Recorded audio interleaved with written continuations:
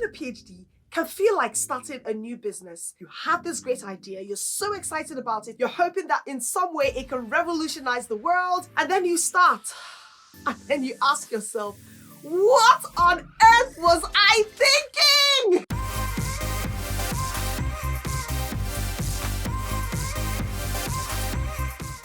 What's up, my lovelies? Welcome back again to The Style of Success.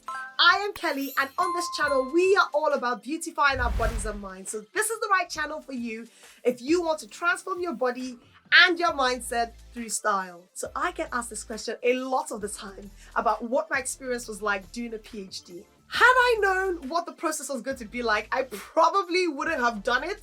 But having gone through it, I think it was the best experience that I could have gone through. And I see myself now, even in business, referencing the time that I was in my PhD and applying the things that I learned to what I do now, because it builds a lot of resilience and it just kind of makes you an all-round better person. Now, I always liken doing a PhD to starting a business. You have this great idea, you then have to do a lot of research, and then you write this long essay, a long document, probably 100,000 words. And after that, you have to do a lot of analysis, and then you have to go on to defend your thesis, defend your idea. And if you're successful, you then get your doctorate degree. Some people are so excited about it and they think, oh, this will be easy, this will be a walk in the park. And I certainly was one of those people. I thought, oh, it'll be like doing a master's degree. Little did I know that takes a lot of planning, a lot of organization to actually get a PhD completed. So let me tell you the lessons that I learned in the process. Now, the first lesson that I learned about getting a PhD is you have to know your why.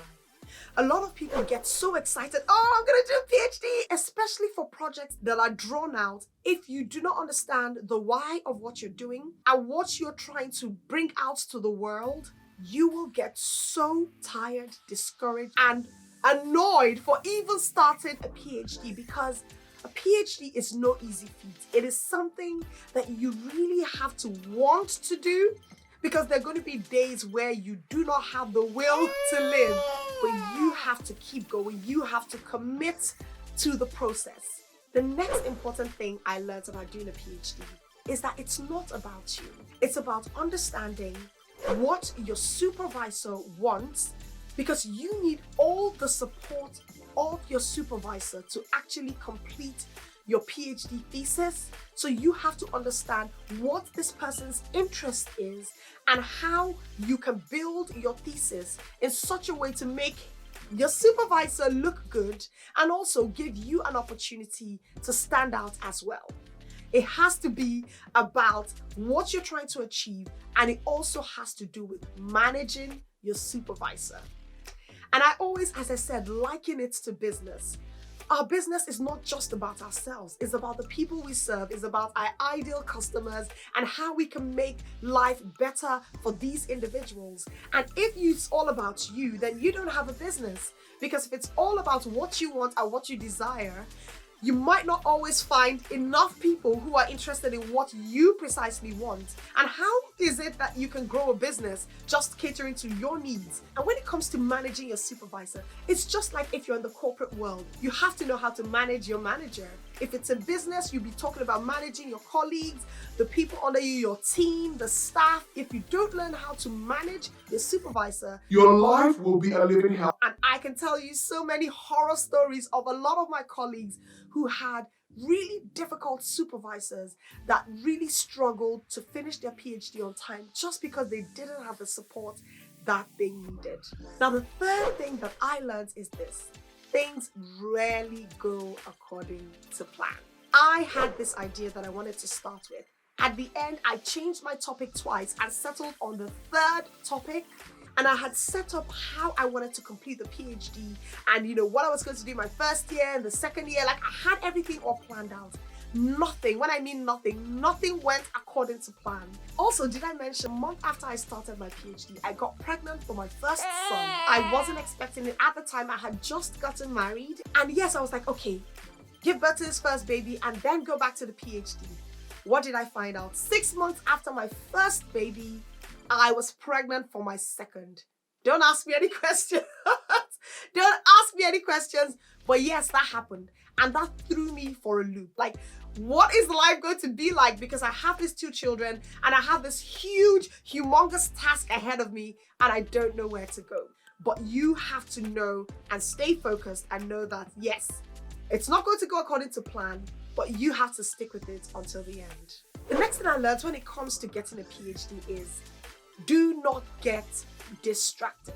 There's an excess of amazing ideas, but not every single one of them is for you. I was just recalling when I was starting my business and I was literally starting on social media, but then you hear people saying, oh, YouTube is the way, or TikTok, or Instagram. If you want to run and pursue every single one of these platforms, you are not going to get anywhere.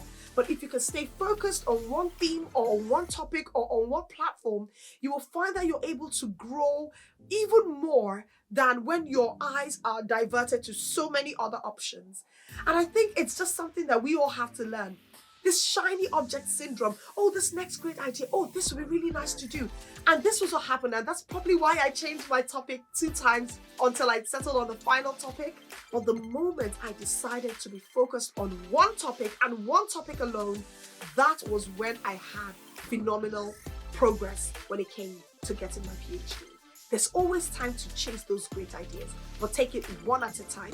You can do those great ideas after the PhD. You can do so much research. You can go as far and as high as you want. But when you pick something, stick to it, hold on to it, hold firm onto it, and just follow that path as much as you possibly can. The next thing that I learned is ask for help. Never feel like you know it all, or I can just Google and learn what I need. I don't need anyone's help.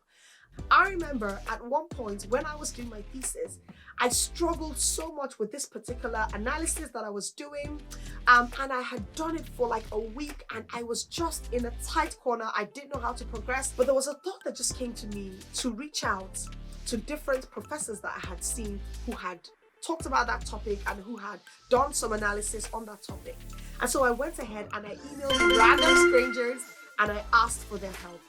And I was so shocked that one of the major professors that I was so interested in his work, he replied me. He provided a huge sheet of code that I needed. All I needed to do was plug in my own data and just tweak a few things here and there, and I was good to go. This saved me, honestly, like a month of work that I would have had to do. And I keep saying to myself that without his help, I probably would have done it wrong. So never feel ashamed to ask for help.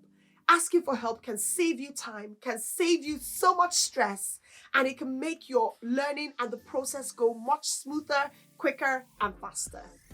If for any reason you are gaining any value from this video so far, do smash that like button, turn the like button blue. One of the most important things that I learned getting a PhD was time management and project management. I contacted a friend who had completed a PhD and I said, listen, I'm stuck. And he was so gracious. He sat down with me and we structured and mapped out the whole thesis. What we wanted to do, what was going to go into each chapter. We didn't go into so much detail, but we just fleshed out the details and the outlines. And then I went on to, set the time that I wanted to complete things and really get everything out in place. Anytime I would get stuck, I would leave what I'm doing and just go to one of the simpler tasks. And because it was all outlined and structured, I could go on to something else, do that bit, go on to something else, do another bit until I'm able to find a solution to the problem that I had. And with that, it really, really made life so much easier. And so I say a huge thanks to my friend Joe. Joe was the amazing guy who sat with me and helped me and created that structure that I used to actually complete my thesis. Another thing that was very vital to me was time management. Listen, I always say to people, I am an ENFP. I am very extroverted, but most ENFPs, one of our huge struggles is actually focusing on one thing. There's just so many possibilities. There's so many ideas out there and I get so excited learning new things and just going down the rabbit hole. But it's a huge struggle when you have a task at hand that you need to focus on. But one of the things I was able to do, I was able to set up a system that actually worked for me. So what I would do every day is this. Because I used to switch off the phone from 7 a.m. until 11 a.m. I wasn't allowed to check my emails. I wasn't allowed to respond to anyone. And I was forced at that time to really concentrate on what I needed to do, the task at hand. And I would always, every night before I leave, I will write down what I needed to do the next day, so that when I come in and I sit down, I already have the plan of what needs to be done, and then I'm able to start my day and get going. But that structured time of 7 to 11 was one of the best systems that I was able to implement. Until this day, I do it now, although now it starts from 9 a.m. until 1 p.m. Setting a structured time every day with no interruptions, and so that you can get whatever it is that you want to achieve for that day, you can get it done first before anything else. The next most important lesson I learned is this: stay the path. It is going to get so difficult, it's going to get so frustrating. If you can stay focused and stay the path, you can make incremental progress every single day that will lead you at the end to the goal or the intention that you desire. To be honest, it was actually in my final year that I narrowed down my topic and actually stuck to that topic. I expected that I was going to take 6 weeks to complete each of the major analytical chapters that I had. But the first chapter ended up taking me 5 months. 5 good months. And every day I was like, what am I doing? I should have finished this. I should have finished this. But I kept telling myself, just keep going. Just keep going. You fail when you stop. And that actually really, really helped me, because first analytical chapter took me 5 months. The second analytical chapter took me 3 months.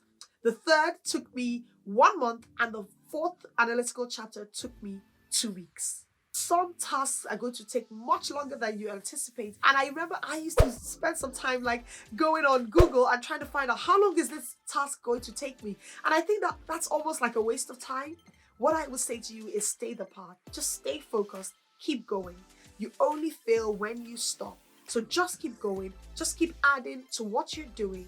And at the end, you will get to the finish line. The next thing I learned was, it is your journey. Go at your pace. You're not in competition with anyone else. Just do it your own way. I didn't have the time to do so many things that my colleagues were doing. I didn't have the time to attend as many conferences as I would have wanted. I had my little kids to consider. I had a family, and it was just too much for me. They would invite me to hang out, to have fun. I couldn't do any of those things because I knew that I had to conserve my energy for my thesis and for my kids. There was a time where some of my colleagues got into this competition, oh, this person has done this, oh, this person has written this paper, oh, this person has attended this conference and did really well. And some people will get agitated and frustrated. And I kept wondering to myself, why do you allow this bother you? It's your journey, it's your path. Just do your own thing.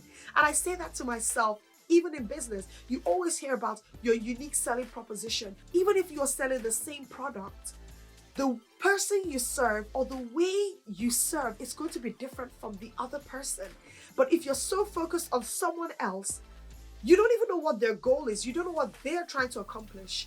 I always say, focus on yourself, stay on your journey, stay on your path, and in a way that is unique to you and in a way that is easy for you, you will get to accomplish what it is that you desire to accomplish. And another thing that I learned was, let go of perfection.